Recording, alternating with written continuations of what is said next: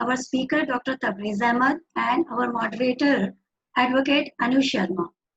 Welcome to today's webinar, Legal Rights of Women by Break Glass Ceiling Leadership Private Limited, or in short, we can call it BGCL. BGCL aims augment professional excellence of women. We prepare women for boardroom positions, be in capacity of independent directors, non-executive directors, or at CXO level.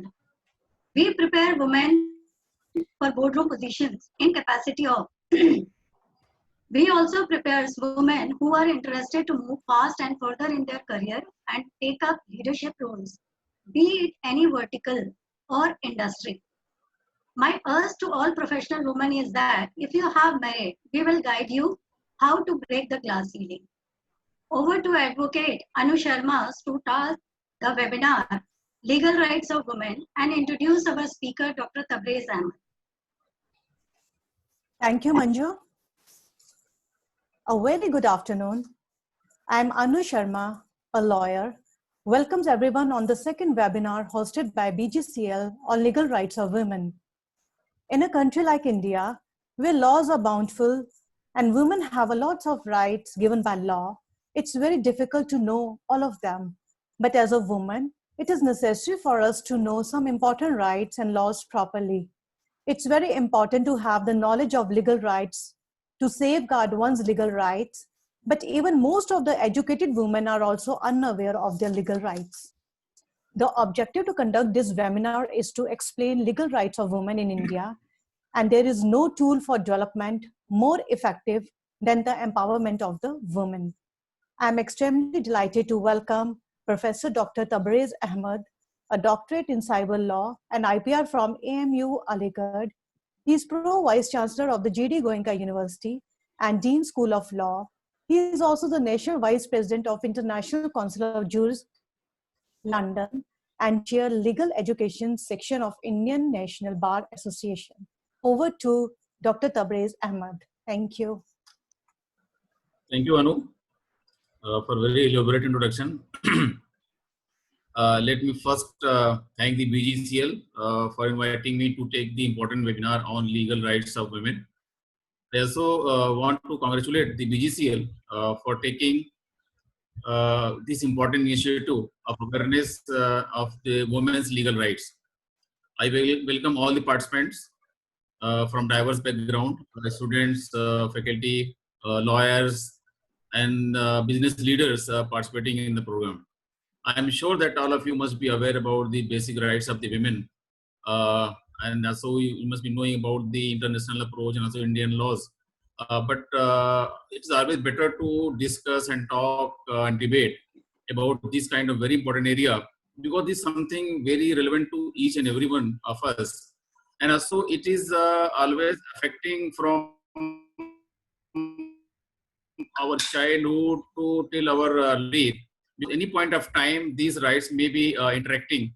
These rights have the potential to kind of affect our behavior, our relationships, and also its serious impact on society. So it's a very important area to discuss and debate. And also because of the COVID-19, we have seen the very serious challenges because of people actually staying at home, working from home.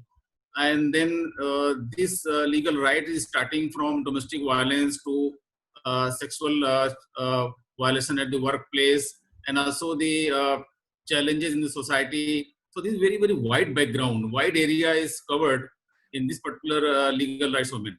This is not a local issue, this is a global issue, and this problem is at everywhere. That's why I will trying to provide the background that what is the Indian scenario right now, and what are the steps taken at the international level for the protection of the legal rights. And I'll be suggesting some of the steps that we can take, keeping in mind the current scenario.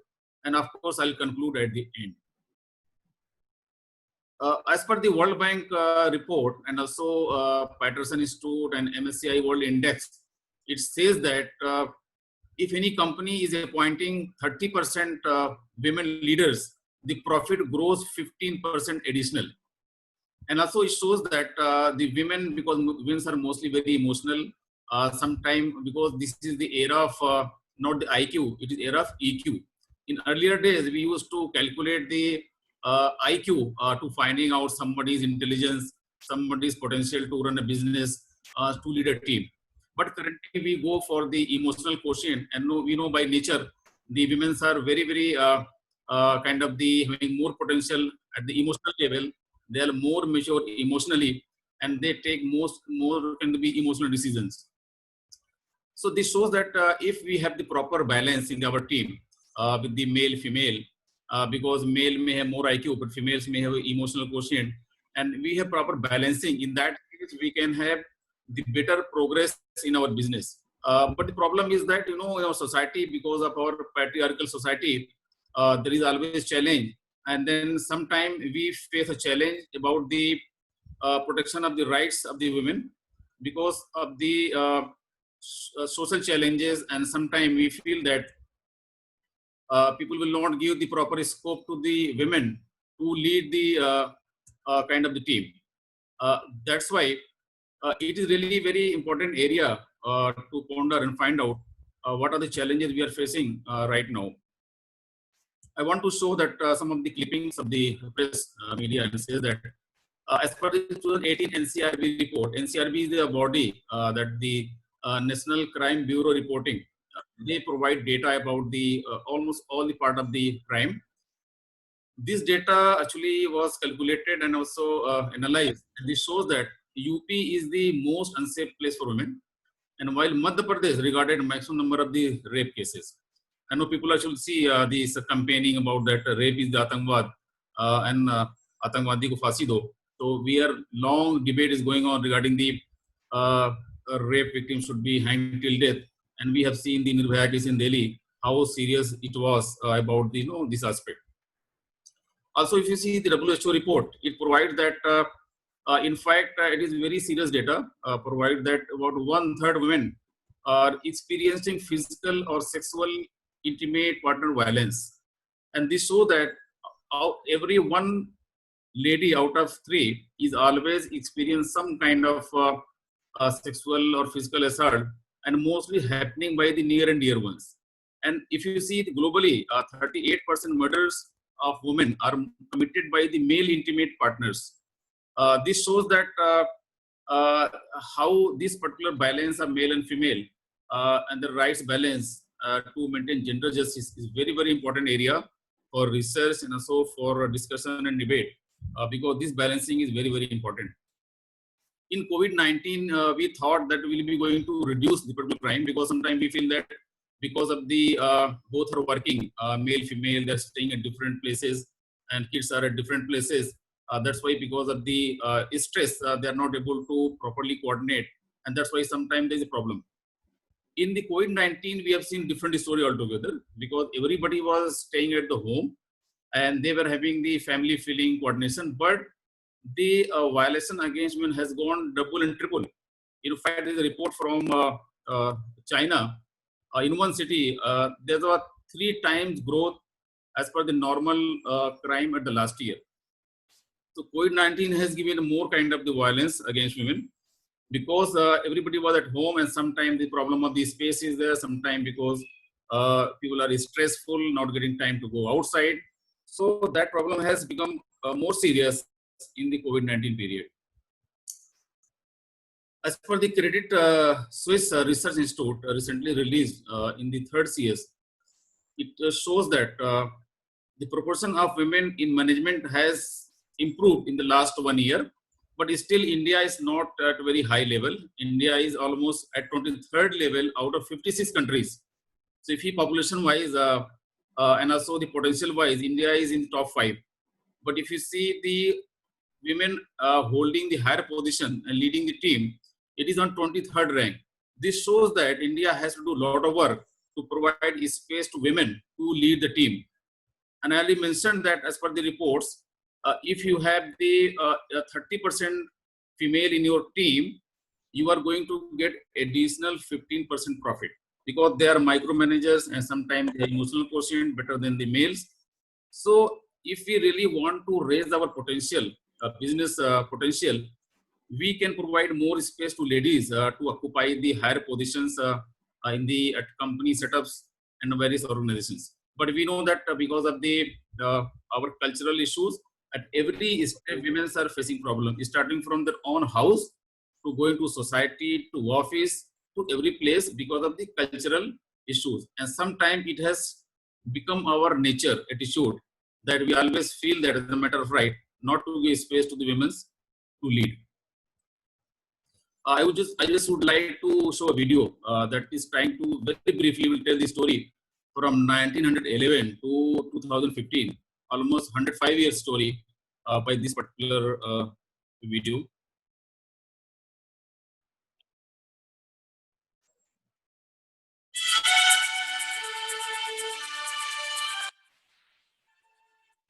Are you getting videos there?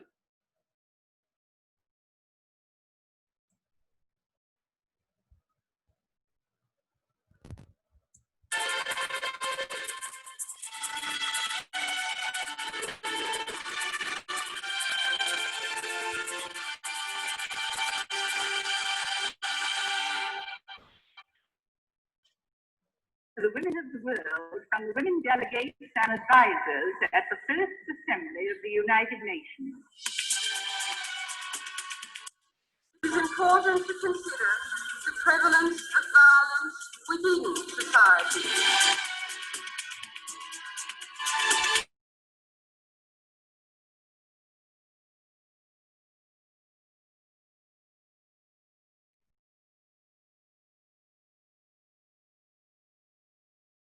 Human rights are women's rights.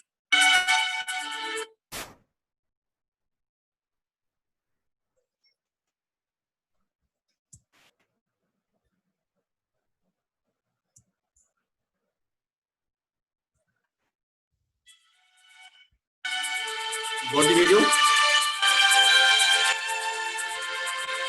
Yes, sir, we can see your video.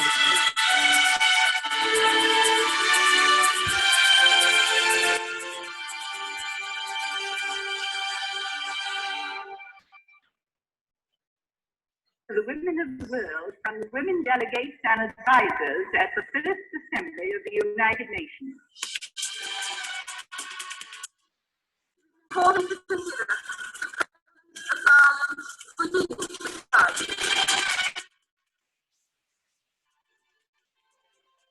The message to the women of the world is, arise. The women's movement is a political movement. Human rights are women's rights, and women's rights are human rights once and for all. We are all witnessing a historic moment, a moment characterized by unprecedented solidarity.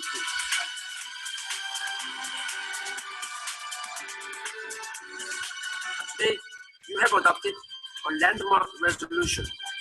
We have decided to establish UN Women. We are the first generation with the possibility to fundamentally change power relations between men and women. Together, we must turn this picture into a reality. Empowering women, empowering humanity. Picture it.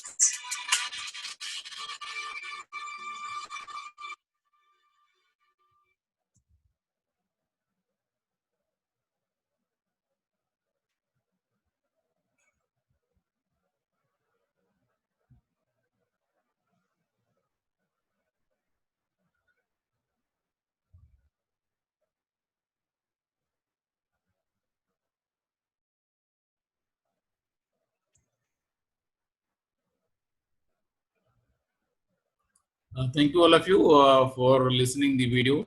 I think we enjoyed the video because it was trying to give the message very clearly that we have to be having the gender justice, we have to promote the humanity, then we can promote the world. As per the agenda 5 of the human development, it is very clear that protection of the legal rights of women and right to equality of women is a very, very important goal. And by 2030, this agenda is to be obtained by different programs by the United Nations. Assembly, and also Economic and Social Council has also recognized in resolution number 1997.2 and .4 the importance of this particular legal right.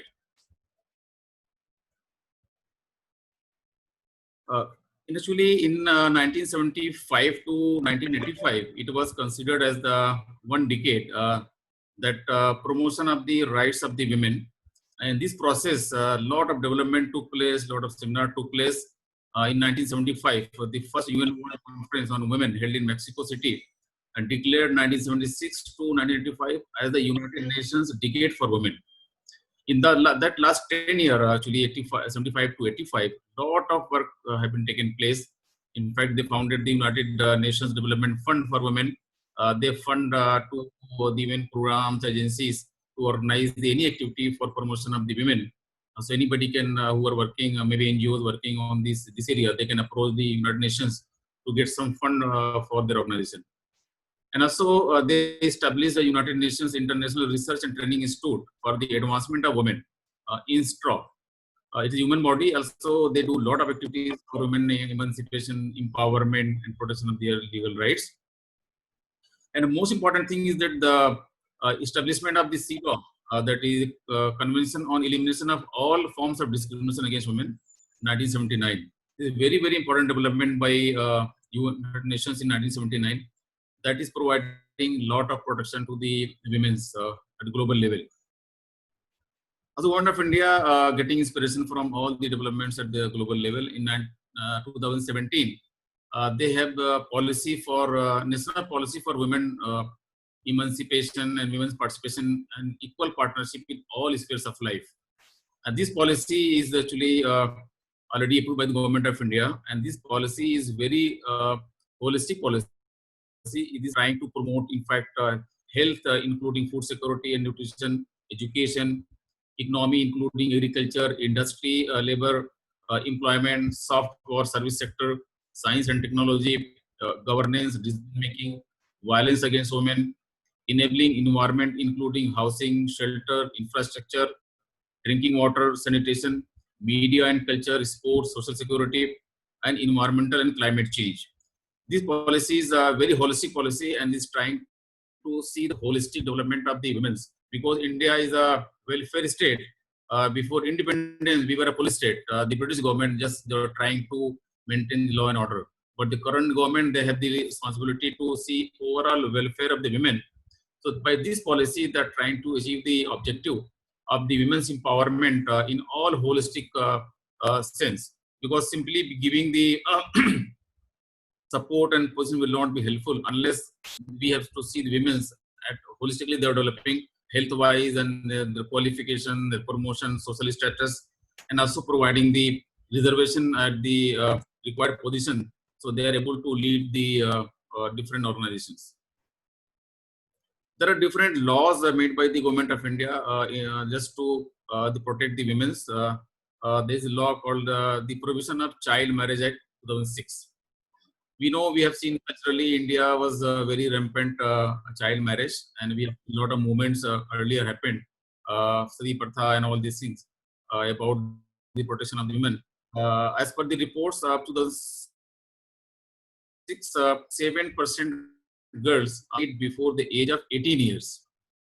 So almost half of the population is getting married at 18 years of age. It means that when they are getting married, they're going to spoil the entire career. At this age, you cannot feel they're empowered, they're educated, they have all the skills of the life to become success or lead a team.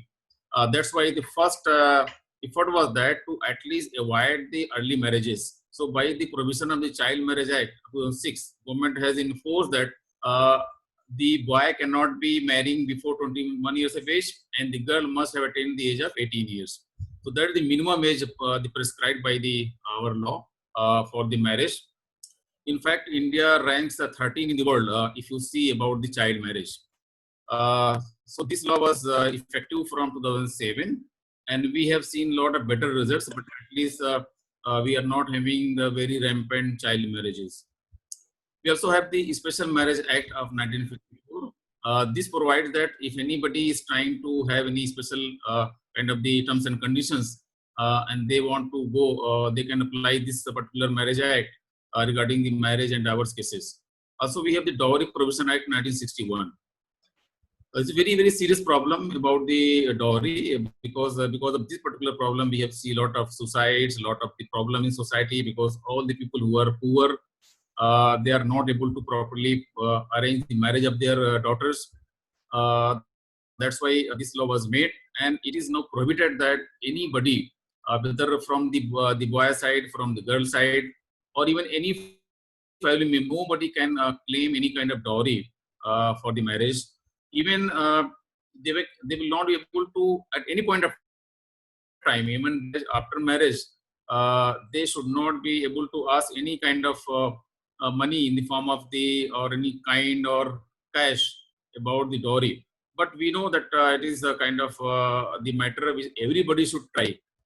Generally, we have seminar, conference, debate, but when our matter will come, we will not be going to implement these kind of laws. So I think everybody should decide that even going forward, we have to see our family, relatives, society, we have to stop this kind of practice. Because of this particular practice, a lot of girls are suffering, not able to get proper place for marriage. Also, we have Indian Divorce Act 1969, that Indian Divorce Act allows the dissolution of marriage, mutual consent, nullity of marriage, judicial separation, and restriction of conjugal rights. So by this law, any lady can approach to the court about the divorce, and about the judicial separation and restriction of conjugal rights claiming from the husband. What I see, the lot of development has taken place about the Maternity Benefit Act 96. It was old law, but in 2017, government has amended. So from 1st of 2017, we have amended law that is saying that in earlier days, any lady who was pregnant and she was getting 12 weeks leave for that particular period, but now she will be getting 26 weeks leave. What she can claim 8 weeks before the childbirth and 16 weeks after the childbirth. Even if going to adopt a child, she will also be getting the 12 weeks leave for care of the child.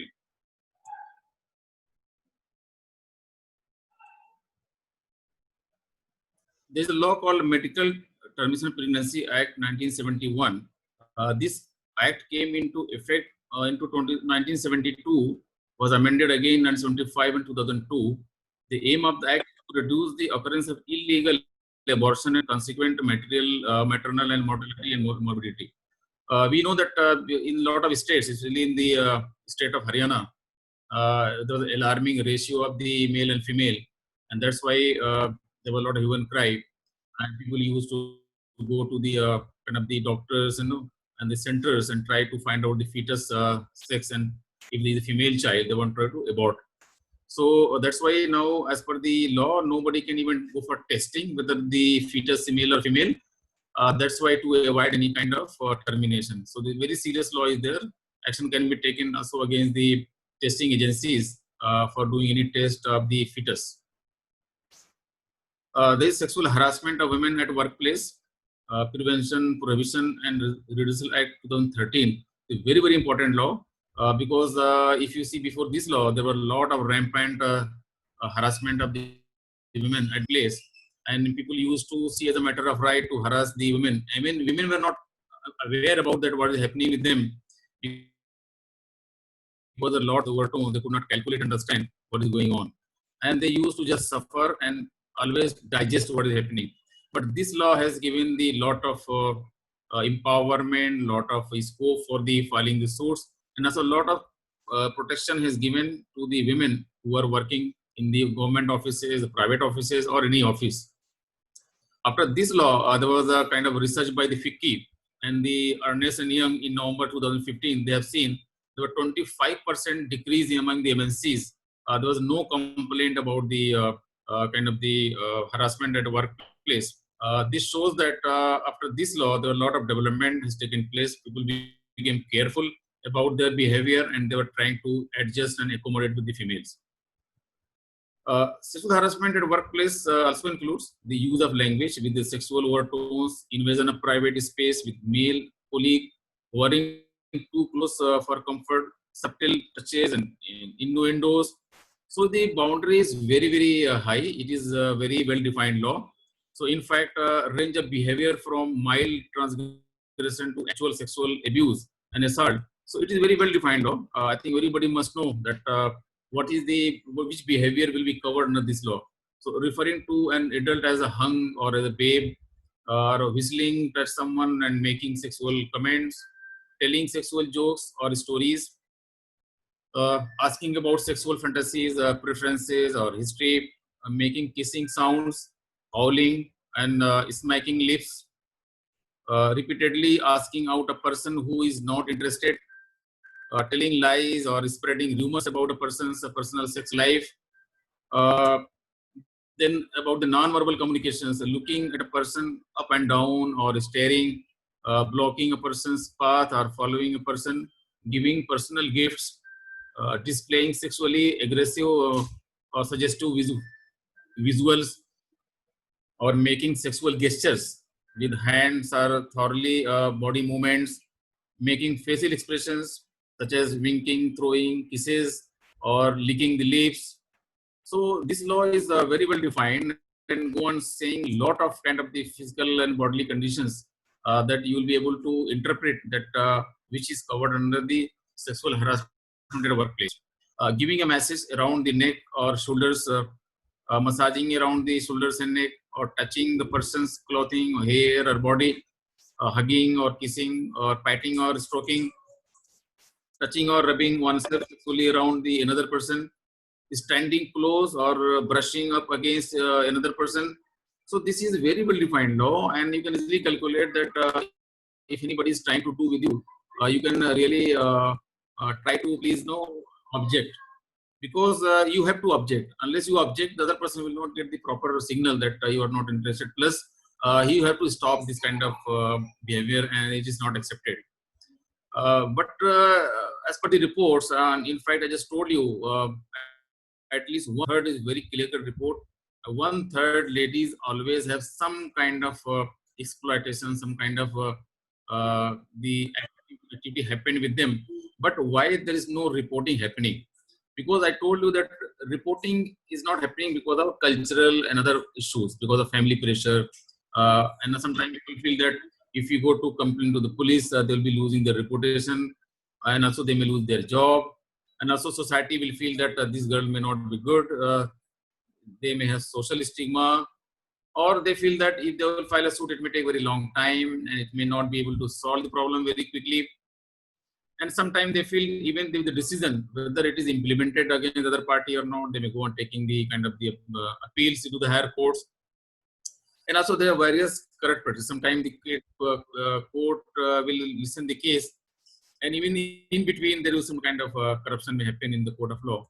So these are a lot of reasons when that's why any female is not willing to go and file a suit about the kind of the violation at the workplace.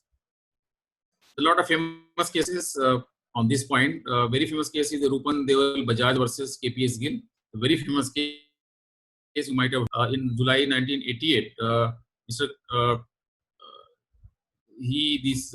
KPS Gill slept on her posterior part in a dinner party, official party, to Rupan Deval Bajaj, and the Bajaj accused him of indecent behavior, fought on 8-year legal battle. Ultimately, the hard work paid off, and Mr. KPS Gill was convicted by the Supreme Court and fined him 2.5 lakh rupees and 3 months rigorous imprisonment under 294 NBC. So this shows that if you are bold enough, you know your rights. If you challenge your rights, definitely you'll be able to get benefits. It will be giving the lot of signals to the people, other male people, that not to kind of play these kind of tricks. In Radhabai versus Dr. Ramchandran case, she was secretary to Ramchandran, the then social minister for state, raised her voice against his abuse of girls in welfare institutions. He attempted to molest her and she was dismissed. In 1986, there is a Mudhu Bhatkal case. Worked as a air hostess for Saudi Arabian Airlines, and her services with airlines were terminated because she refused to surrender to the sexual demand made by her suit, and she fought for 11 years. In 1997, she was awarded full wages and continuity of services with effect from 1985. Sadly, the airlines appealed to Bombay High Court, which granted a stay.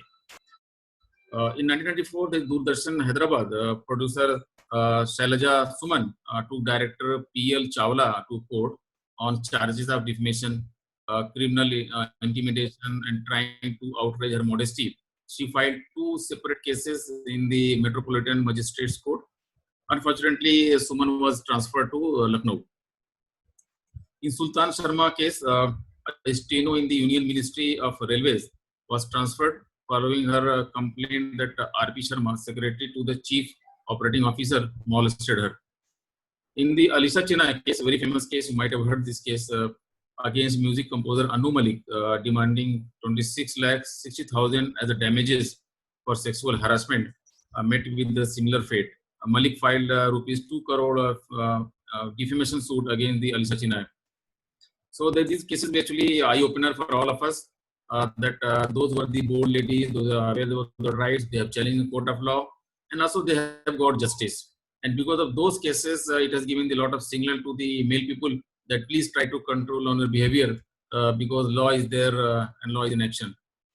Most important case is the Vishaka's case. PIL was filed under Article 21 in Vishaka versus the state of Rajasthan in 1997 decision by Supreme Court of India. Vishaka was an NGO for gender equality. This case was a very important case because this case has set kind of a landmark guideline by Supreme Court of India, and asking all the companies where they have the people working there, they have to make a complaint committee. That complaint committee have at least must 50% members from female, and also they have to have one person who is working in some NGO somewhere, active women, to support this cause. Because of this, it has given a lot of support and competency to the women for protection of their rights. There are a lot of also threats and effects of sexual harassment to the individuals. Because of this, the decreased work or school performance, increased absenteeism, loss of trust, job or career loss of income, having to drop courses, change academic plans or leave school, having one's personal life affected, then the being objectified and humiliated by school and gossip. So there are a lot of impact about this harassment. That's why we have to stop, and law is there to help you. That's why this program is very, very important to understand of your rights. Definitely, please challenge when you have any kind of activity happening.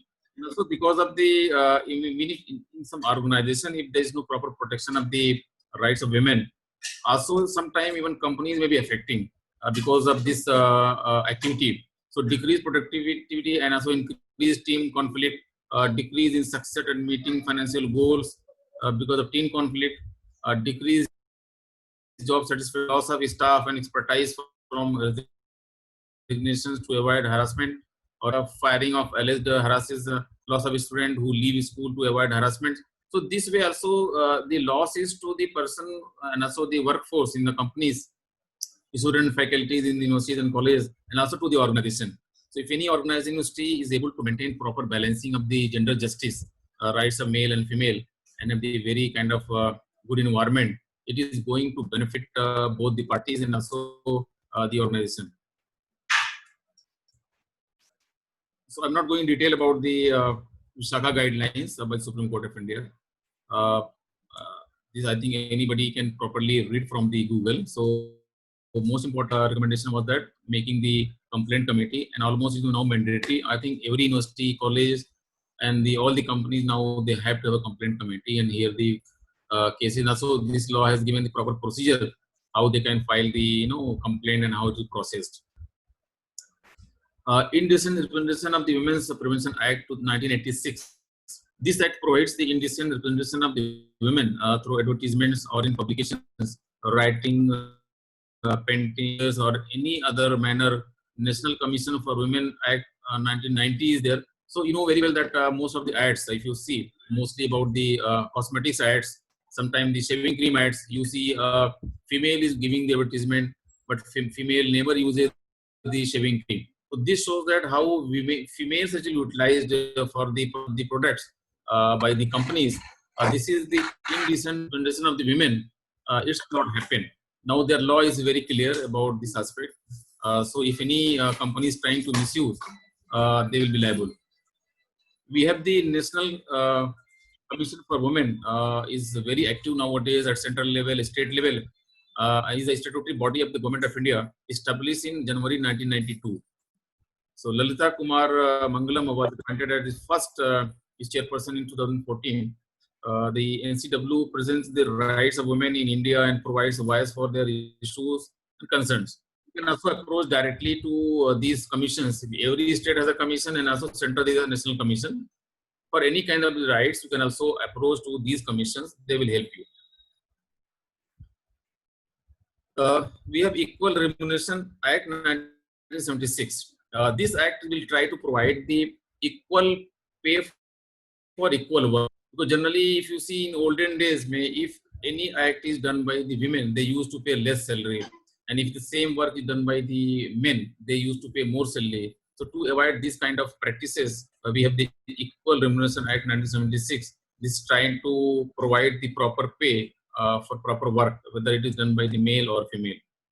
Now, there are 10 legal rights, very important as per the Indian Constitution, as per the criminal law, that every woman must know. That the right to free legal aid.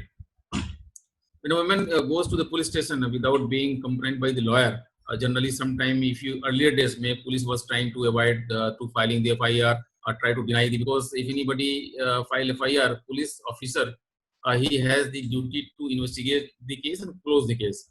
And these are very sensitive cases, so that's why they will try to avoid the suit. But as per this law, they will be able to the FIR, and also they will be provided the support to handle the case free of cost. So according to Delhi High Court ruling, whenever a rape is reported, the senior house officer has to bring this to the notice of Delhi legal authority. The legal body then arranges for a lawyer for the victim. This is a very important area. I think everybody must know that even if you are a poor person not able to access the lawyer, there is a system of the free legal aid services.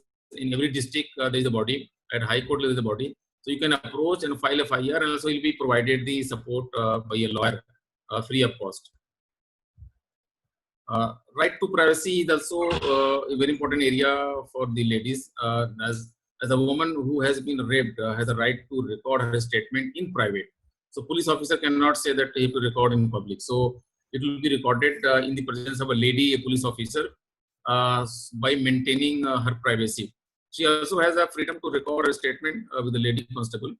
And also under section 164 of the CRPC, the cop will have to give privacy to the victim without stressing her in front of the masses. So this is a very important section of the CRPC, this 164.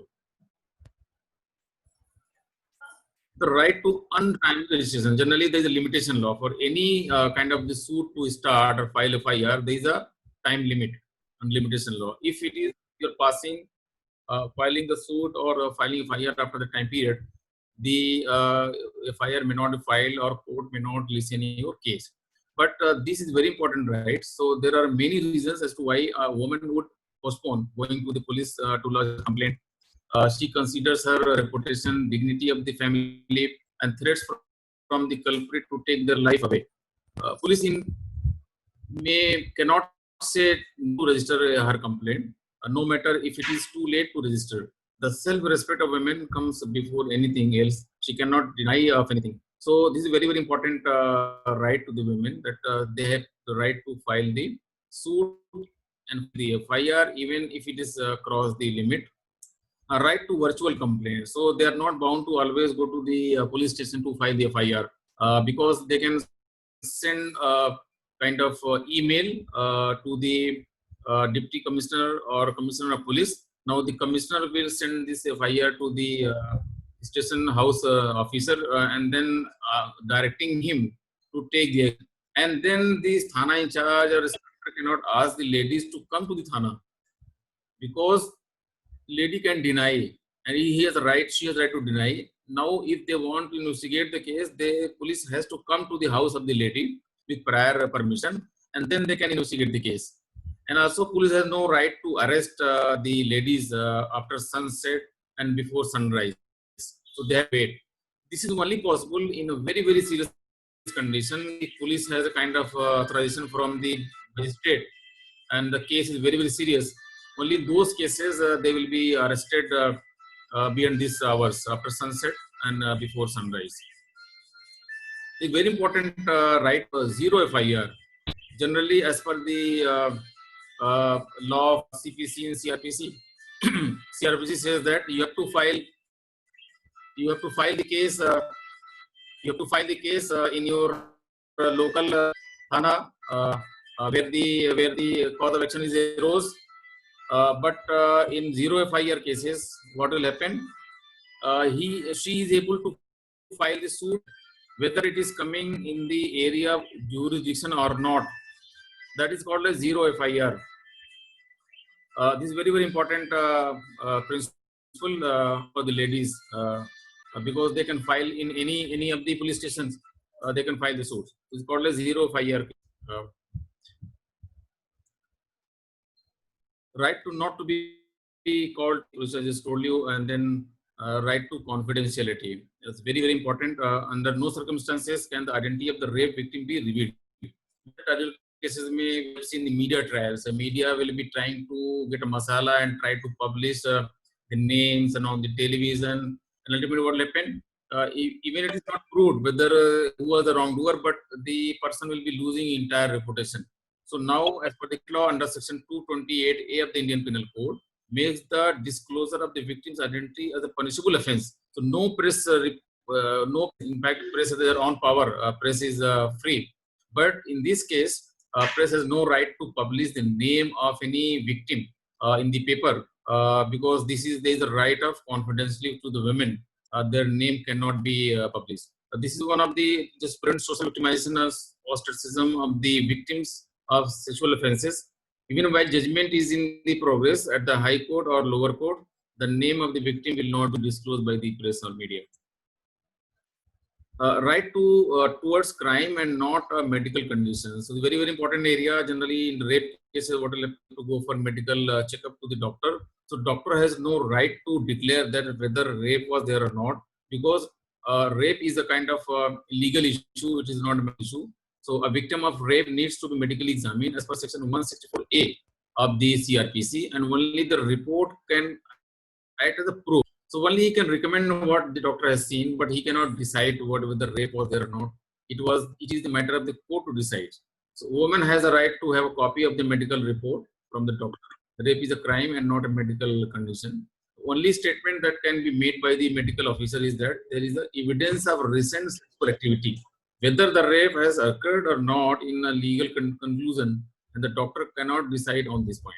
So it's a matter of the court and matter of the police to decide.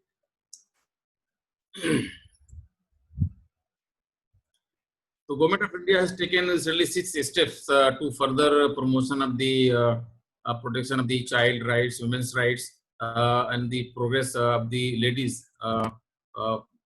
First point is Beti Bachao Beti Padhao Yojana that the government started on 22nd January 2015 in Panipat, Haryana. The aim was that to generate awareness and also improve the efficiency of welfare services for the girl child. It's a very, very important area, and then in fact it is promoted by the Ministry of Women and Child Development, Ministry of Health and Family Welfare, and Ministry of Human Resource Development. These 3 ministries are promoting the Beti Bachao and Beti Padhao Yojana. Very important aspect. There is a Mahila E-Heart. The Mahila E-Heart is under the purview of the Ministry of Women and Child Development. The government launches Mahila E-Heart in 2016. It is a bilingual online marketing platform that leverages technology to help aspiring women entrepreneurs, self-help groups, and NGOs to showcase their products and services. So now earlier see people are not getting the market and the kind of process and kind of the facilities to showcase their business and products. Now because of the E-Heart, they can get the support of technology. They will get a market. So any lady who is trying to promote his a very small business she will be able to very properly promote the business. This is open to all Indian IT, offers an easy sign-in process and convenient payment modes. Everything can be handled on a mobile with no other intervention required. The portal claims to have attracted 17 lakh visitors since its launch and features over 2,000 products, services across 18 categories from 24 states. So this shows that success of the art the government started. It was very well received by the women. The Mahila Shakti Kendra. The government launched the Mahila Shakti Kendra in 2017 to empower rural women, the opportunities for skill development, employment, digital literacy, health and nutrition. The Mahila Shakti Kendras will work through community engagements, through student volunteers in the 115 most backward districts. So they market the backward, most backward districts. So they have targeted and identified most backward districts, and there will be Mahila Kendras. The Mahilas can go there and they'll be getting a lot of support. Each Mahila Shakti Kendra will provide an interface for rural women to approach the government to avail of their entitlements through training, capacity building. It works at the national, state, district, and block level. So starting from block to district to state, national level, these kendras are there. Very strong support to all the women to develop their potential and competency. This working women hostel facility, the government launched the working women hostel to ensure availability of the safe, convenient accommodation for working family, along with daycare facilities for their children, whenever possible in urban, semi-urban, and rural areas. Under this scheme, assistance is provided to construction of new hostel and expansion of existing one. There are already 50,000. There are a lot of people got benefit because of this scheme. And to get benefit of this scheme, you should not have your salary more than 50,000 rupees to avail the benefits. In fact, the working women hostel are available to any woman, provided her gross income does not exceed 50,000 rupees per month in metropolitan cities and 35,000 rupees per month in any other place. Rent charge from the women should not exceed 15% of their total emoluments and the gross salary. In the case of single bedrooms, 10% in case of the double bedrooms, and 7.5% in case of the dormitories. So you also have the option whether to take dormitories or single bed or double bed depending on salary. So very strong support to the working women. Generally, mostly young women when join the job for the first time after passing from universities, they have a challenge to stay alone and so work. There's safety security issue. There is staying issues. So this working women house is very strong support to promotion of their career in the beginning. Fee charge from the children in the daycare center should not be more than 5% of the emoluments of their mother or the actual expenditure, whichever is less. So under this scheme, around 1,000 hostels have been sanctioned so far, and around 1 lakh women already got benefit from this kind of this scheme. So very strong support to the working women. Support to training and employment program for women, they call it STEP. The STEP scheme was set up to provide skill to women so that they can take up gainful employment. It also provides the right competencies and training for women to become entrepreneurs. Open to every woman above the age of 16. It is run through a grant given to an institution or organization, including NGO directly. It's a very important program for the women as a step to support them for their growth and development. So as per the website of the STEP ministry, the website if you see, in fact, this is promoting almost all kind of activities like horticulture, food processing, handlooms, tailoring, stitching, embroidery, zari, handicrafts, IT-enabled services. So a whole lot of services. In fact, English speakers, gems, jewelry, tourism, hospitality. In fact, very wide perspective is there. They can get support. There is a Sukanya Samriddhi Yojana falling under the ambit of the Beti Bachao Beti Padhao Abhiyan. The Sukanya Samriddhi Yojana is a government-backed saving scheme for girl children. The account can be opened at any India post office or a branch of an authorized commercial bank anytime. between the birth of the girl child until the age of 10 by a parent or guardian.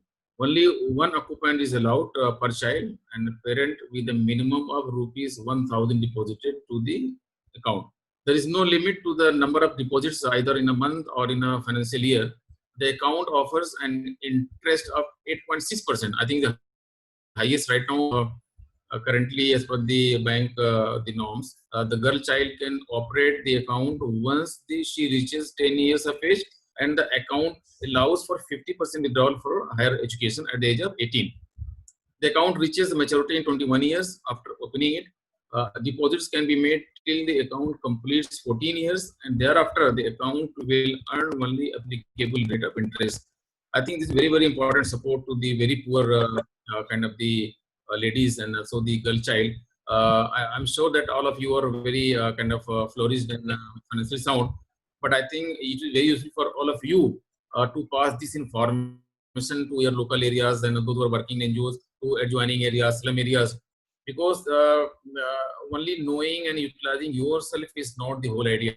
I think each one of you try to find out at your local area, at slum area, at your colony, at your village, and try to ask them, discuss with them their problems, and try to also very actively and try to pass this information. You can arrange the awareness programs and try to tell them, because I told you that this particular problem of the legal rights of women very well regulated.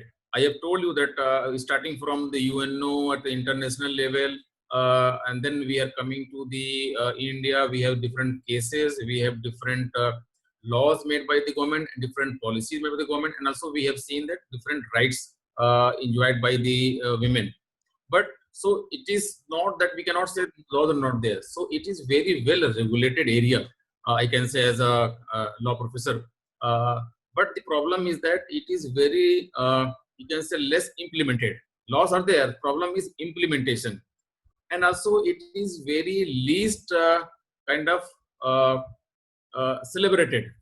So I just told you, we know very well these are the rights for women, children, and poor and all. But when the matter will come for us, whether we are really going to give this free hand and autonomy support to the ladies is a question mark. That's why it is very, very less celebrated. Nobody is celebrating these kind of rights. So we have to now start celebrating these kind of, enjoying these kind of rights. And also it lacks awareness. So now the major focus is required at awareness. So we have to, I think all of you may be knowing all these rights, but now what we can do, let us go ahead and try to organize small awareness programs and try to educate those people who may not be aware. So once they are aware, they will be able to implement and take these rights for their kind of competency building and emancipation. So awareness is very, very important area, and I'm very happy to see the BGCL is very seriously taking about the awareness programs and also doing a lot of leadership programs for promoting the leadership among the working ladies and trying to help them to go to the next level. Because I told you that already we have only very less percentage of the women able to reach to the next level and lead the show if you compare to other developed countries. And we are ranking very low in India when there is a matter will come about the women leadership in the organizations. So there's a lot of scope for working on these areas and supporting the women. Now, now let us see from where how we can build it up further to the next level. What I suggest that allow them to lead when they are very young. So because this is a matter of kind of leadership quality.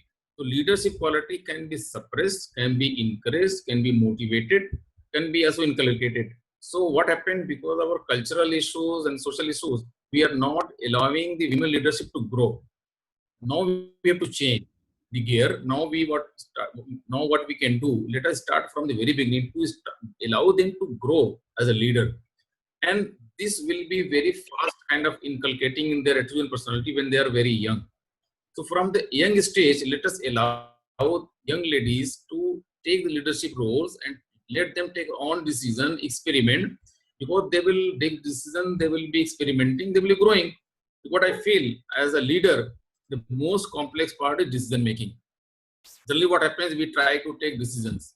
So we generally, males are the dominant family, and we try to take decision for the entire family. We sometimes suppress the kind of the wishes and thoughts of the ladies and our daughters, and try to dominate our thought process.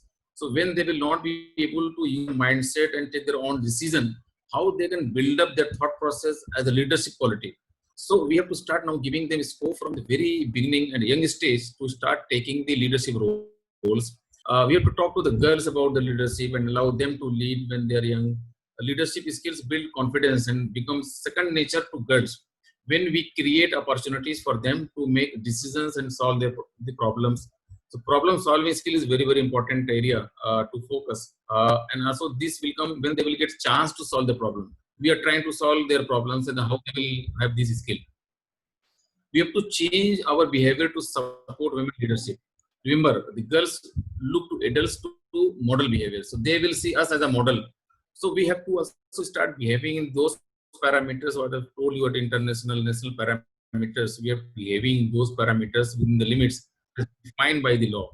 Our actions can make a significant positive impact on the girls. Simple changes in our behavior to support leadership development can include asking girls about what is she is reading, or encouraging girl to participate in a STEM activity rather than telling her that how pretty she looks like. So they are not just like the kind of beauties and we try to just appreciate. Let us try to build up, inculcate leadership qualities and managerial qualities to them to go to the next level. Girls and young women's understanding of their role is shaped by what they hear, the experience, even more so when role models like them and rare in positions of leadership and power. Mentoring to deliver an insightful understanding of equality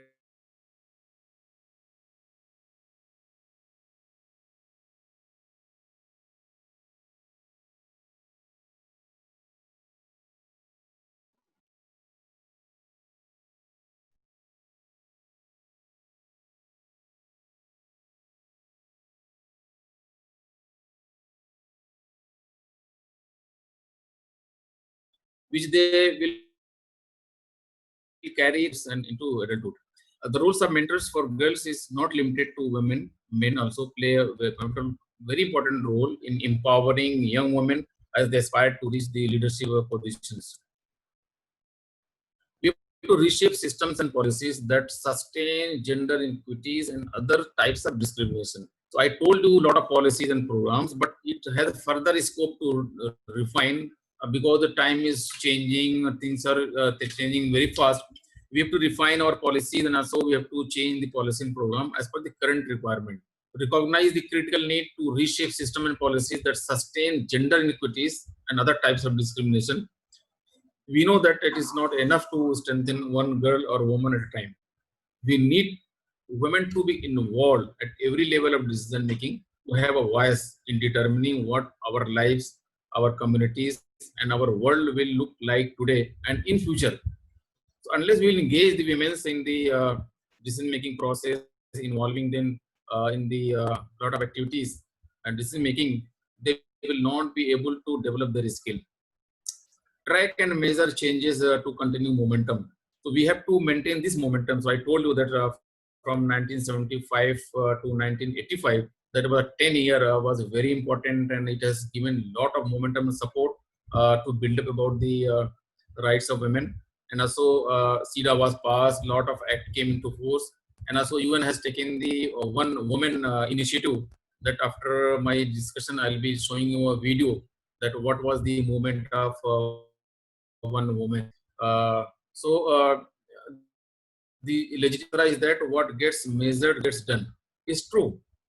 Initiatives to track and measure the advancement of women are critical in determining progress and future goals. So I told you that there are a lot of policy and programs, a lot of laws are there, but still the required development is not taking place. It means that there is somewhere a challenge for implementation of those laws. So we have to implement those laws properly, and also we have to start celebrating. We have to accept. Sometimes we are not accepting the truth. Law is there made by the government, but we are not following. So start celebrating those laws and also try to make awareness. So with these, still there is if there is no awareness, there is no benefit of these kind of the laws. Although we have made the advancement in the gender equality, we know it will take renewed energy and determination to build on a past successes. We all have a role to play in changing the look of leadership in our world. So we have to change leadership by including the ladies and also gender justice to see the new world and with a very balanced kind of approach. And also we have more kind of emotional quotient and also more kind of micromanagement, more kind of sophisticated management, more kind of refined management. This way, I think we are able to really grow to a system where there actually proper balancing is there, less kind of the violation of legal rights of ladies are there, children are given proper support, those are given proper support, and every house, everywhere, society, every school, proper support is there, and they will be given a lot of platforms and open spaces, let them decide their fate, take a decision. They will inculcate the manager quality, leadership qualities to hold the high position and go to the next level. Because there are a lot of ladies, once they will get chance, they will flourish. Even I'm very happy to share that a lot of multinational companies are led by Indian ladies right now. This is showing that they can also play at the international level. Once they can lead an international brand at global level, it means they have the potential. Only challenge is that they are not getting the scope to implement those ideas. Now I want to conclude. My only approach is that gender justice is a two-wheel chariot, and it will only get success with full cooperation and support of each individual, males and females. Then only we will be able to have the gender justice. By only making the laws and making the thing will not happen unless ourselves, everybody, every individual, as a person, will try to appreciate, accept, and try to inculcate and make awareness about these rights. And then this wheel of chariot, two-wheel chariot of the male-female will properly grow in a balanced way. We can see the better world. These few words I want to close. I want to show this video to all of you. Uh, let me see.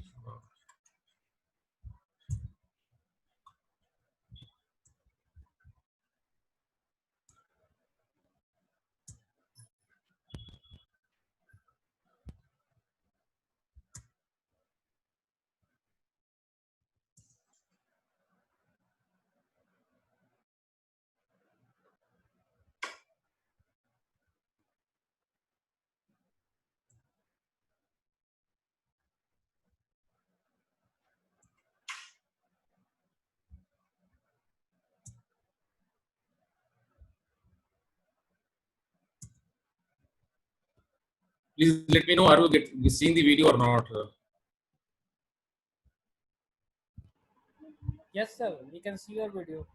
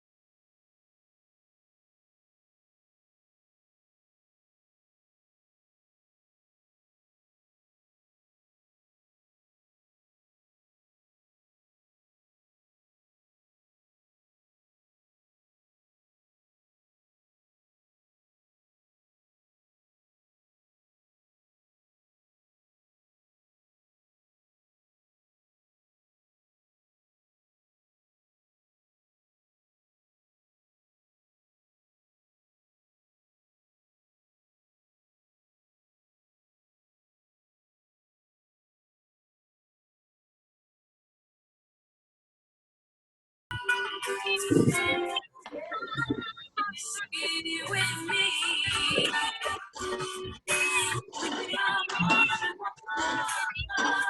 Your courage is strong. You're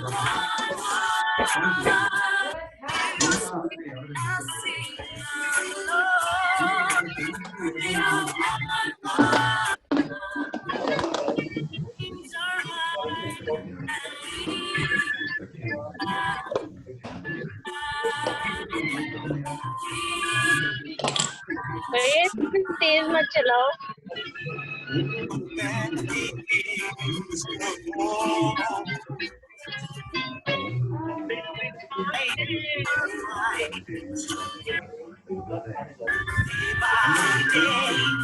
Let's go your way.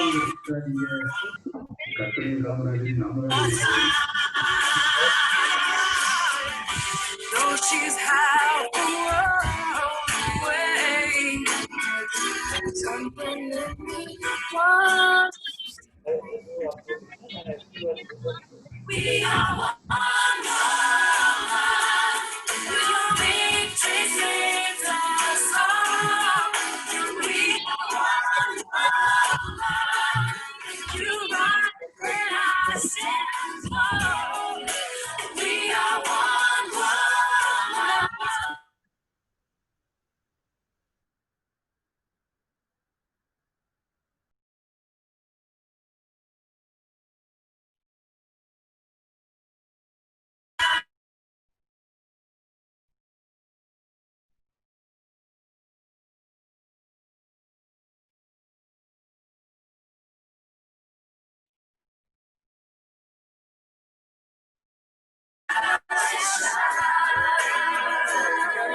Shine, shine, shine.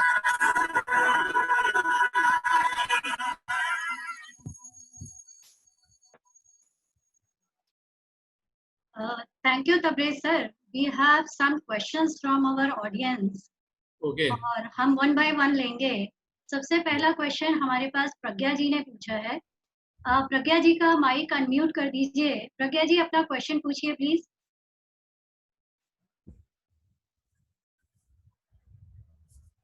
Pragya, can you hear me? Yeah, please ask your question.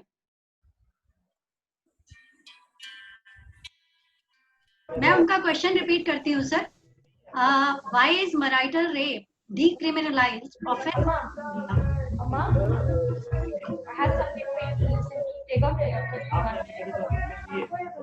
Yeah, please repeat the question. Yeah.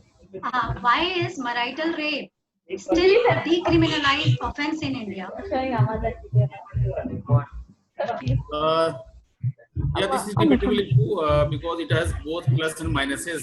Sometimes it may be misused for the want of some kind of the illegal advantage. That's why it's debatably true, and it requires a lot of debates that people may not be misused, because we have seen the cases even in the other laws regarding this dowry death cases and also other cases. About the people have misused about this particular aspect, even 494 and all A. That's why what I feel, because of this kind of aspect, government may not be very actively involving in passing this law. प्रज्ञा, आपने अपना answer सुना? Next question Miss Samira Sachdev का है. Miss Samira, if you want to ask your question, please. Sure. My name is Samira, and I'm going through this very major transition in my life, sir. I'm not in India. I'm in Philippines, and my marriage is going through adultery, and my husband has an affair, and he's been harassing me. And now I've reached a point where I want to know my rights in terms of divorce and also in terms of child custody, because I'm really getting scared of how I will deal with things financially, and also how I will deal with things in terms of ensuring that I get child custody, because my husband has sort of, threatened me to prove that I am mad etc., etc. There's a lot. Okay, I think. So may I know your religion, please? I'm a Hindu. Okay. So it will be governed by the Hindu Marriage Act, and also as per the Hindu Marriage Act, I think if your husband is involved in adultery, you can ground for divorce. But you have to Can we prove take care the of, case. just a minute, sir, just a minute. Can we take care of the background noise, please?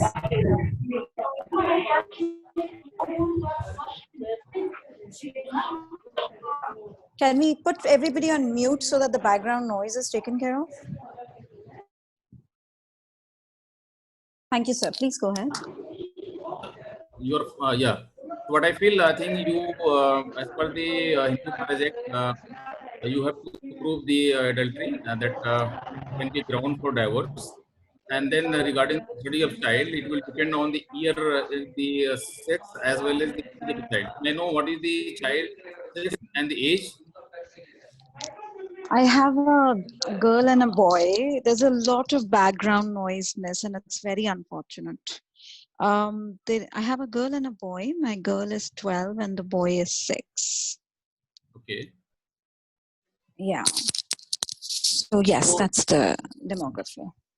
because what I feel, as per the normal practice, because the girls are mostly given to the mother, I think, and also your son is very small.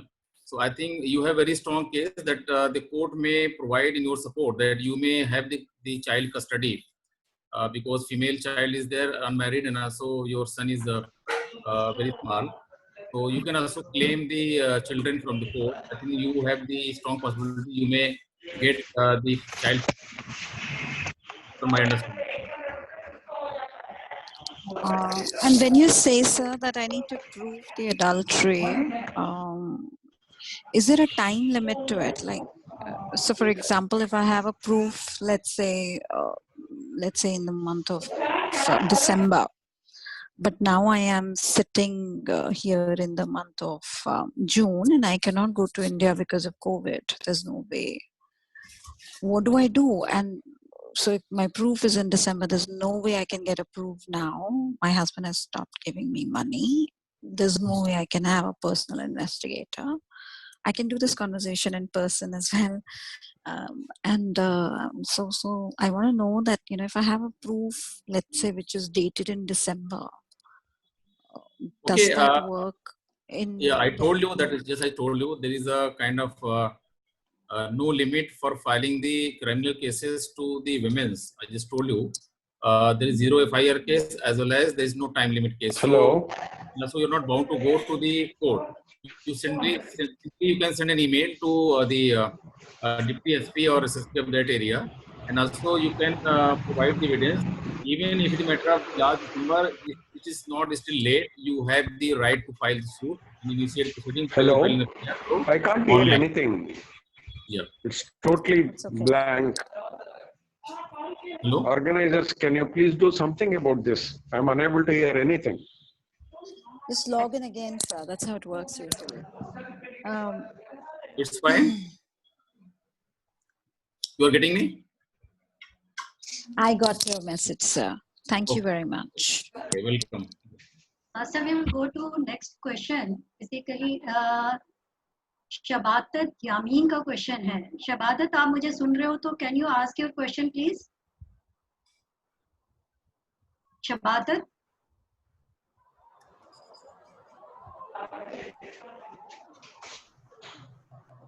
मैं sir उनका question repeat करती हूँ.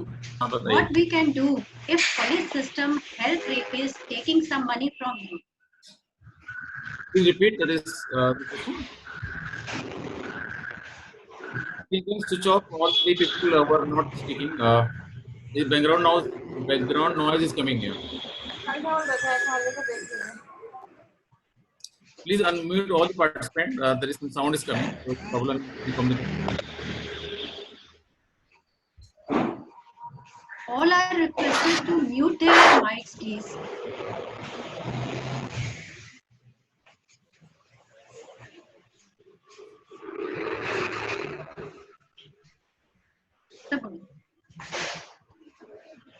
I think Manju can check from the screen and you can mute if anybody is.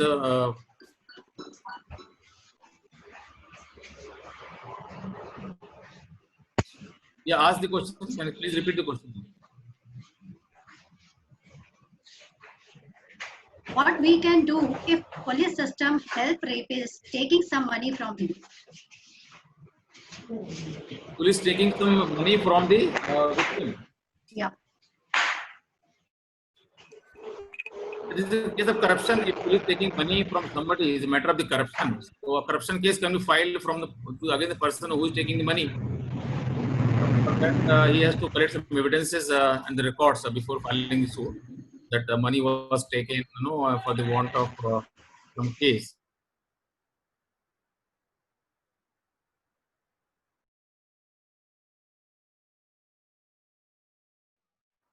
This is a case of the corruption. Anybody is taking money for the want of any case.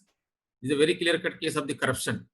So a corruption case can be filed against that person who is taking the money.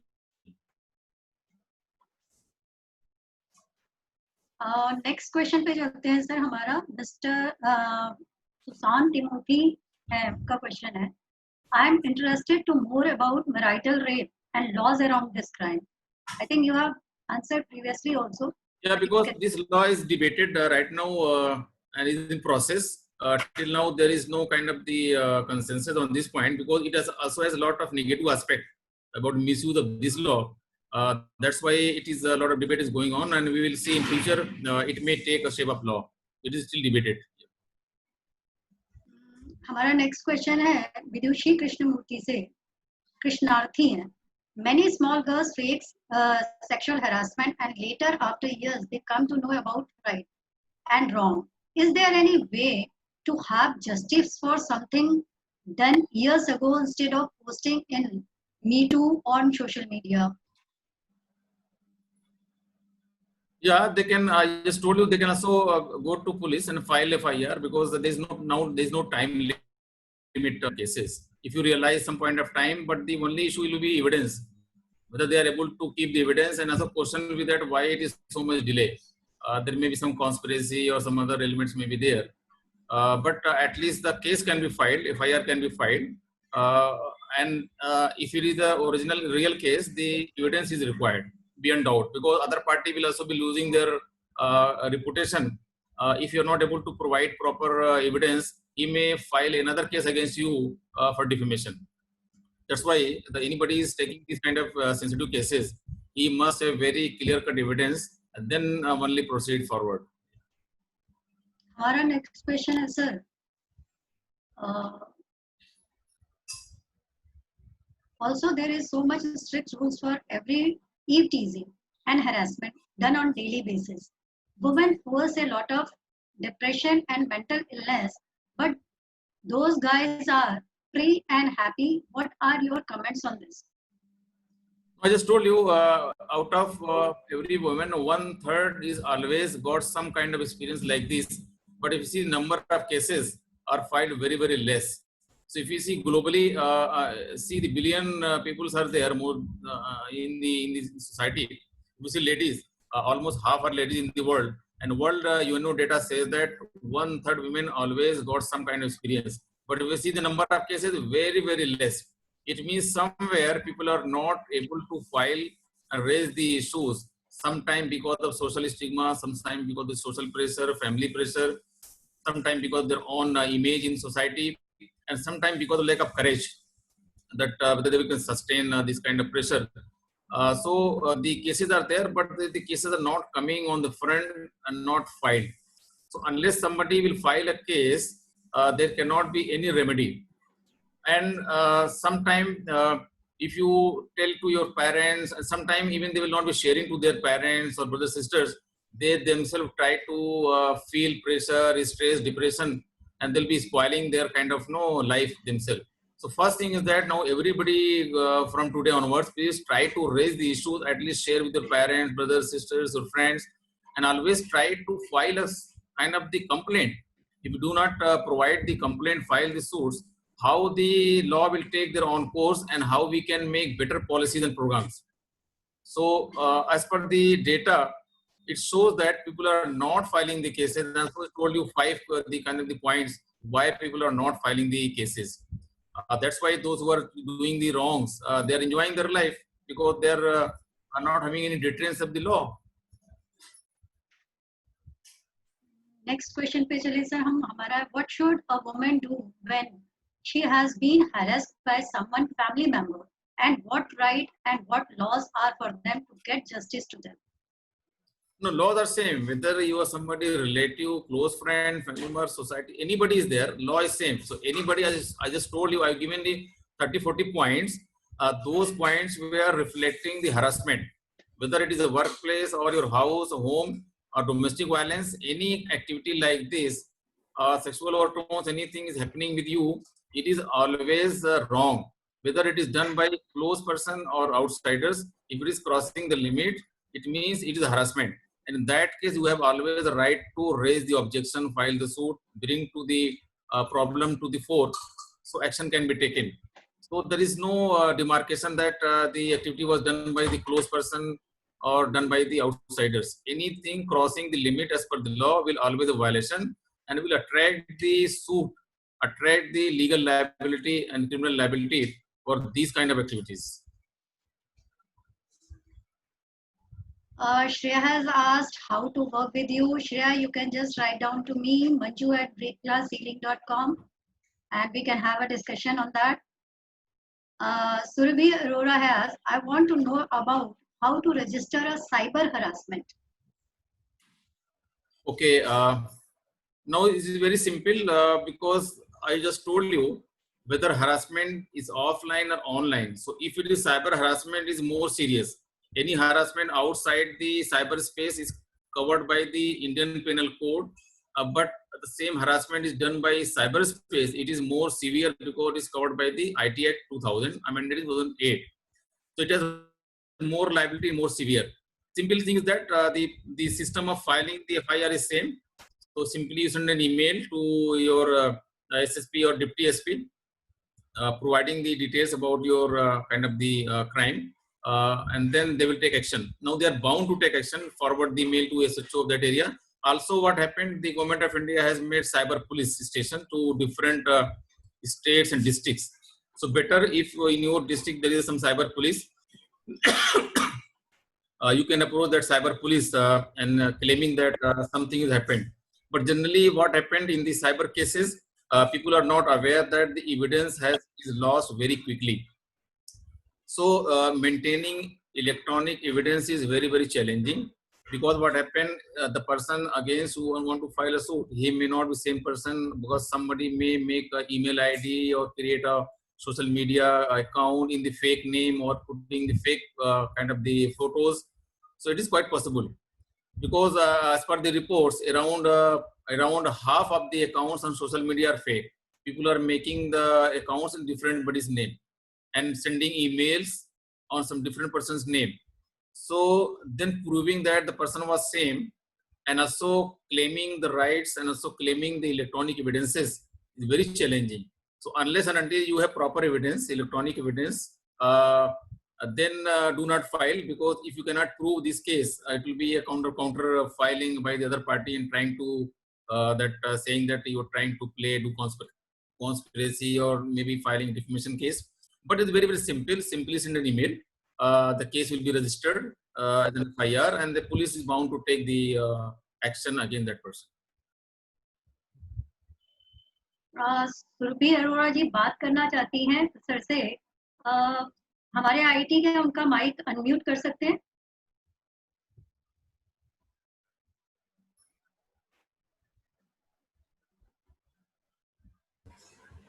Ma'am, please repeat the name. Surabhi Arora. Surabhi.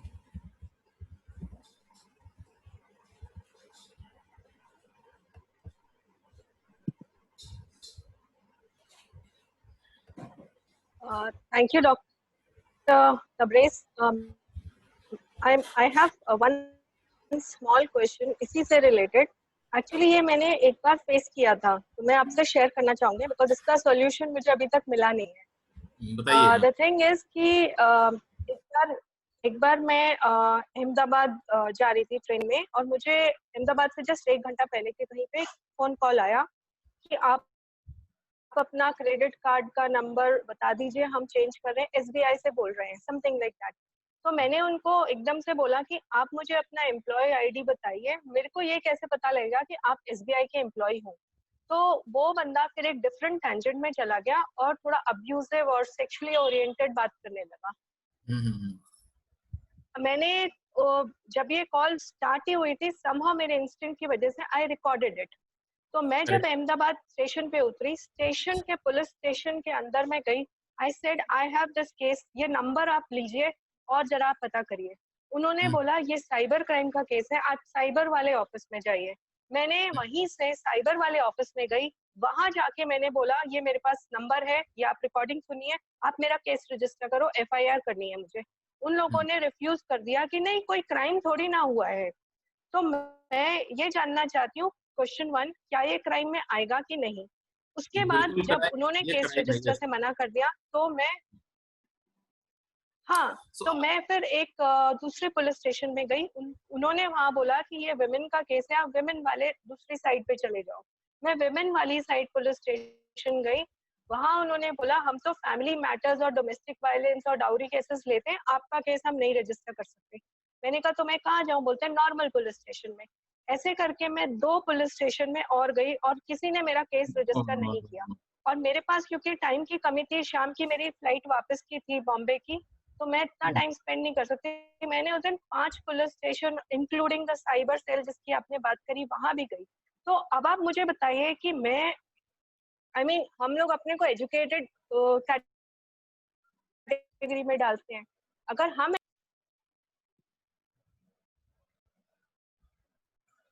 और मेरा ये दूसरा जो एक major point ये है कि कहाँ पे मैं रजिस्टर करूँ? देखिए बहुत सिंपल था। पहली बात तो आपको पहला मेरा क्वेश्चन क्या ये क्राइम है, दूसरा मेरा क्वेश्चन जी। हाँ, पहली बात ये कि ये बहुत ही बड़ा क्राइम है, ये क्राइम था। और दूसरा, आपको किसी भी थाने में जाने की जरूरत ही नहीं। मैंने बताया था ना कि लेडीज को थाने में जाने की कोई जरूरत ही नहीं है किसी भी केस में। आपको सिंपली एक ईमेल करना है डिप्टी SP को, SSP को, और उनकी जिम्मेदारी है कि उस ईमेल को आप जो एड्रेस देंगी वहां के SHO को फॉरवर्ड करेंगे। SHO की जिम्मेदारी है कि उस केस को फैमिली मैटर में जाएगा कि साइबर क्राइम में जाएगा कि वो करेंगे, उनकी जिम्मेदारी है। तो आपने गलती किया, क्योंकि अगर आपने ईमेल कर दिया होता तो आपके पास इलेक्ट्रॉनिक रिकॉर्ड रहता और वो उनकी मजबूरी हो जाती उसको इन्वेस्टिगेट करके केस को क्लोज करने के लिए। क्योंकि आप फिजिकली वहां पे गए, उन्होंने रिफ्यूज कर दिया, आपका कोई रिकॉर्ड कहीं जनरेट हो नहीं पाया। तो आपको अभी बताया था ना कि लेडीज को किसी भी केस में थाने में जाने की जरूरत नहीं है, ना उनको कोई पुलिस वाला थाने में बुला सकता है, ना उनके लिए कोई टाइम लिमिट है कि ये केस फाइल करना था, लेट हो गया, नहीं फाइल कर सकते। आपके पास बहुत अथॉरिटी है। तो अभी भी आप क्या कर सकते हैं कि इसको सारी को कोड करते हुए आप जहाँ पे रहती हैं वहाँ के आप डिप्टी SP को आप ईमेल करिए, और सारा जो आपका वहाँ पे जो हुआ आपके साथ उसको बाकायदा कोड करिए। और आपको वीडियो रिकॉर्डिंग भी है, आपके पास फोन नंबर भी मेरे ख्याल से होगा। उस फोन नंबर से पुलिस बहुत आराम से ट्रैक कर सकती है कि वो फोन किस फोन नंबर से आया था।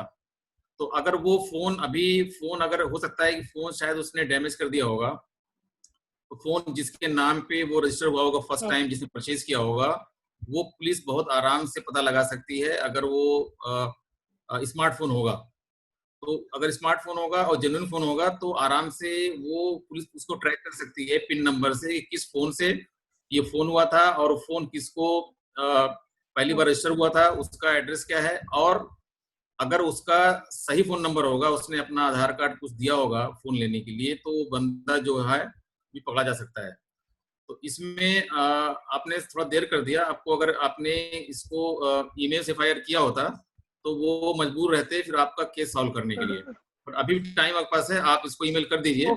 और also you can take my number from Manju. अगर आपको कुछ सपोर्ट चाहिए बाद में, I will want to discuss with me कि मैं भी जानना चाहूंगा कि इसमें क्या हुआ, because my area is also cyber law and cyber crime. I am the first PhD in India in the cyber law. तो मैं भी जानना चाहूंगा कि इंडिया में भी, क्योंकि मैंने काफी ट्रेन किया है पुलिस ऑफिसर्स को, जजेस वगैरह को, साइबर क्राइम विजिलेंस टीम को, to how to handle cyber crime. क्योंकि जनरली क्या होता है, ये पुलिस वाले जानबूझ करके केस को बजाय साइबर क्राइम में वो नॉर्मल क्राइम में FIR दर्ज करते हैं ताकि उनको आसानी हो केस को इन्वेस्टिगेट करने में। अगर साइबर क्राइम में दर्ज करेंगे तो उनके लिए बहुत मुश्किल है, because they are not fully very competent to handle the IT on smartphone internet. तो उनको प्रॉब्लम होती है, फिर उनके वो सर्विस फाइल में आता है कि केस सॉल्व नहीं कर पाए। तो एक नॉर्मल कल्चरल इशू है ये। तो मैं भी जानना चाहूंगा कि इस केस में क्या हो रहा है और क्या होगा। तो आप प्लीज आप सिंपली एक ईमेल कर दीजिए और एविडेंस उसमें भी मत दीजिएगा, और सिंपली आप लगा दीजिए, जब बाद में कोर्ट में ऐसा कुछ होगा तो वहां पे आप दीजिएगा। जी, thank you sir. Thank you so much. मेरा एक क्वेश्चन था बेसिकली सर, बेसिकली अगर जैसे ईमेल्स का आप बात कर रहे हैं कि अगर ईमेल करना है तो ये रेलेवेंट ईमेल्स कहाँ से मिल सकते हैं? क्या वेबसाइट पे अवेलेबल होते हैं इनके? अभी आप किसी भी थाने में जाएंगे तो थाने में बाकायदा ऊपर साफ साफ उसका जो इंस्पेक्टर होता है उसका मैंडेटरी लिखा रहता है, उसका फोन नंबर क्या है। तो वहां से फोन नंबर आप लेकर के डायरेक्ट फोन करिए, उनसे ईमेल लीजिए। आप ऑफिशियल सबके पास अभी आजकल गवर्नमेंट ने सबको ऑफिशियल ईमेल एड्रेस दे रखा है, तो उससे ऑफिशियल ईमेल एड्रेस पे आप करिए, पर्सनल मत करिएगा, तो they will be bound to take action. अगर वो नहीं करते हैं तो फिर आप उसके ऊपर कमिश्नर को, डिप्टी कमिश्नर को जा सकती हैं। और आसो अभी गवर्नमेंट ने बाकायदा साइबर क्राइम का अलग सेंटर बना रखा है, उसके भी डिप्टी SP वगैरह होते हैं, वहां भी अप्रोच कर सकती हैं। अब आपको एक बाकायदा सेंटर बना हुआ है वो नेशनल लेवल का, और जो एक बहुत सी सीरियस कंडीशन में वो एक्टिविटी करता है, तो वहां जाने की जरूरत नहीं है। आपको आराम से अपने जो लोकल थाना से ही मिल जाएगा सारा ईमेल एड्रेस वगैरह, वो आपको गूगल वहां भी मिल सकता है, आपके वेबसाइट पे जाकर के। आप डिस्ट्रिक्ट की वेबसाइट पे जाइएगा, वहां पे आपको डिस्ट्रिक्ट में जाएंगे ऑफिसर्स की लिस्ट में, वहां से सबके नंबर मिल जाएंगे आपको। Okay sir, thank you. अच्छा, हमारा नेक्स्ट क्वेश्चन है मिस रोहिणी महेश्वरी से। IT हमारा रोहिणी जी का माइक अनम्यूट कर दीजिए so that she can ask a question. Rohini ji, आप मुझे सुन सकते हैं? Can you ask your question?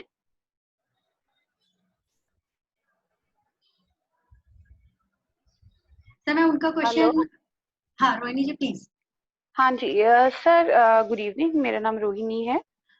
मुझे ये पूछना था, एक्चुअली अभी रिसेंटली मेरी ग्रैंडमदर की डेथ हुई है, और मेरी मदर जो हैं they are 5 sisters, one of them is expired, so there are 4 sisters living, and there is something I want to know. My mothers, you know, at their generation they are like, हमें कुछ नहीं चाहिए अपने parents की property में से, and you know, and that kind of a thing. But I just want to know, do they have any right to their parental properties, because the property was. आपकी आवाज नहीं आ रही। रोहिणी मैम क्वेश्चन रिपीट कर दीजिए please.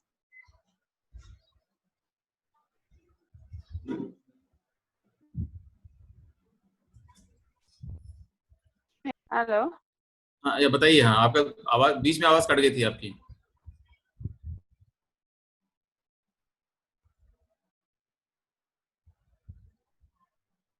तो उनकी आवाज नहीं आ पा रही है। उनका question basically some technical issue, internet का इशू है कुछ उनके साइड पे। उनका क्वेश्चन यही है regarding women in their parental property. Hello, I think उनका ये कहना था कि उनके मदर 5 सिस्टर थी, और क्या उनका जो प्रॉपर्टी है एंसेस्ट्रल प्रॉपर्टी उसमें राइट है कि नहीं है। हाँ। ये तो पहले जानना पड़ेगा कि रिलीजन क्या है, क्योंकि रिलीजन के लिहाज से होगा प्रॉपर्टी शेयरिंग। सो अगर मुस्लिम है तो Quranic law is very clear about the, और अगर हिंदू है तो हिंदू जॉइंट फैमिली जो कंसेप्ट है वहां पे भी प्रॉपर्टी शेयरिंग का रूल बहुत क्लियर है। So she has the property rights in the ancestral property, और डिपेंडिंग ऑन दी जब वो डिवीजन होगा, but she has to claim the division. जब डिवीजन के लिए सूट फाइल करेंगे उस वक्त जो लोग भी लिविंग होंगे, लिविंग स्टैंडर्ड के लिहाज से court will decide at that point of time who will get what amount of share, और डिवीजन होने के बाद ही प्रॉपर्टी मिलेगी जब कोर्ट उसका बाकायदा डिवीजन करने के लिए ऑर्डर देगी। तो इसको बाकायदा इनको केस फाइल करना पड़ेगा कोर्ट में डिवीजन के लिए, सूट फॉर प्रॉपर्टी डिवीजन।